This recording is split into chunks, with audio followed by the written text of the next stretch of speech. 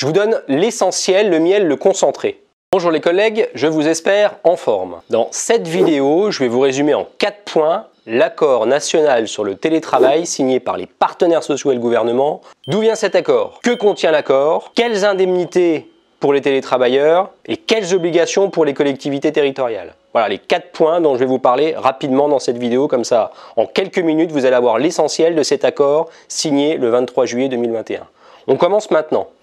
D'où vient cet accord? Cet accord, c'est le fruit d'une négociation dans le cadre de l'ordonnance du 17 février 2021 relative à la mise en œuvre des négociations et des accords dans la fonction publique. Ça, c'est grâce à l'ordonnance qu'on a pu négocier cet accord, c'est quelque chose de positif. Ensuite, les organisations d'employeurs publics et les organisations syndicales ont signé unanimement un accord de méthode, ça c'était le 11 mai 2021. Il y a eu les groupes de travail qui se sont réunis mai, juin, début juillet, et puis l'accord a été signé par tous le 13 juillet 2021. Que contient cet accord? Je vous donne dans cette partie le miel, l'essentiel, le concentré. Cet accord, d'abord, vous dire que c'est un cadre commun pour les 3 versants de la fonction publique. Alors évidemment, la libre administration des collectivités ne le rend pas immédiatement prescriptif dans la fonction publique territoriale, gardez ça en tête. Ensuite, vous dire que dans cet accord, il est inscrit noir sur blanc que le télétravailleur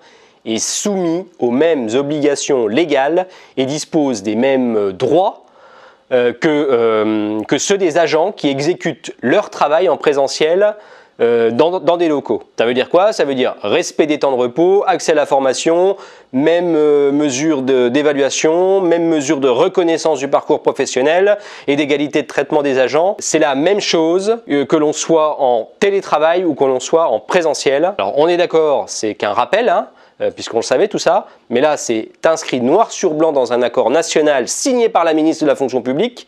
Donc c'est écrit, c'est utile et ça peut être utilisé pour faire valoir vos droits quand vous êtes en télétravail.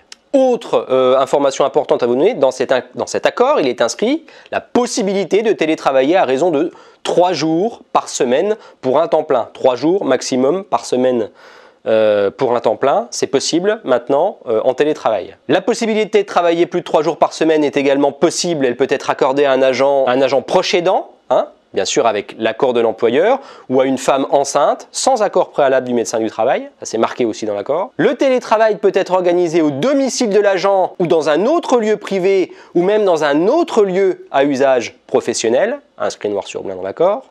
L'agent a la possibilité de travailler à distance depuis un tiers-lieu, c'est-à-dire un espace partagé de télétravail, et ce tiers-lieu, il doit être mis à disposition par l'employeur de l'agent, ou alors l'agent, il peut travailler aussi dans un autre espace de travail que chez lui, ça c'est possible, c'est marqué dans l'accord. Il est inscrit aussi que l'employeur doit fournir à l'agent télétravailleur l'accès aux outils numériques nécessaires pour pouvoir exercer ses missions. Et puis bien entendu communiquer avec son supérieur hiérarchique, son collectif de travail et éventuellement les usagers. Grâce à cet accord signé en juillet 2021, l'encadrement du télétravail en période de circonstances exceptionnelles est aussi défini. Également inscrit dans cet accord le fait que le télétravail c'est sur la base du volontariat et que c'est réversible. Dans cet accord, vous trouverez également le fait que l'éligibilité du télétravail se détermine par les activités exercées, ça c'est très important, et non par les postes occupés par les agents. Ça veut dire que cette éligibilité fait l'objet d'un dialogue social préalable pour différencier les activités qui sont éligibles et celles qui ne sont pas éligibles au télétravail. Donc, l'éligibilité au télétravail, c'est par activité et c'est pas par fiche de poste globale. Ça, c'est important.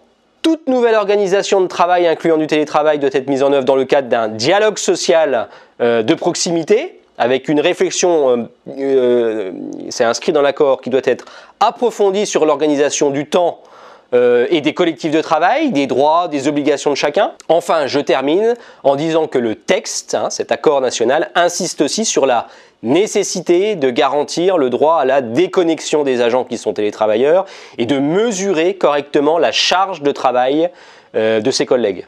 Alors, autre question importante, quelles indemnités pour les télétravailleurs?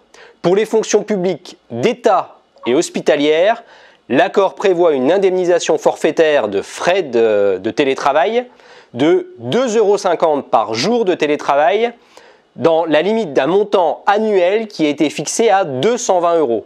Et cette indemnité, elle sera versée tous les trimestres pour les agents, fonction publique d'État, fonction publique hospitalière. Elle sera versée sur la base d'un décret, d'un arrêté pris pour l'application de ces dispositions avec effet donc 1er septembre 2021. Pour ce qui concerne la fonction publique territoriale et les collectivités territoriales, eh bien elles ont jusqu'au 31 décembre 2021 pour négocier localement cette indemnisation pour leurs agents télétravailleurs. Et évidemment au Conseil régional, l'UNSA a demandé l'ouverture de négociations pour obtenir cette indemnité pour les agents télétravailleurs. Parenthèse fermée. Je continue. Quelles obligations pour les collectivités territoriales? Eh bien, les employeurs publics locaux doivent, si ce n'est pas encore fait, ouvrir des négociations, je l'ai un peu dit précédemment, ouvrir des négociations pour décliner les dispositions de l'accord cadre national, et donc décliner toutes les dispositions, pas seulement l'indemnité, au plus tard le 31 décembre 2021. Donc dans toutes les collectivités territoriales, il va falloir éplucher toutes les dispositions de l'accord que je vous ai listées rapidement pour les mettre en œuvre, et ça avant le 31 décembre 2021. Fini, pouce bleu si vous avez aimé cette vidéo et abonnez-vous pour ne pas rater les prochaines publications. À bientôt!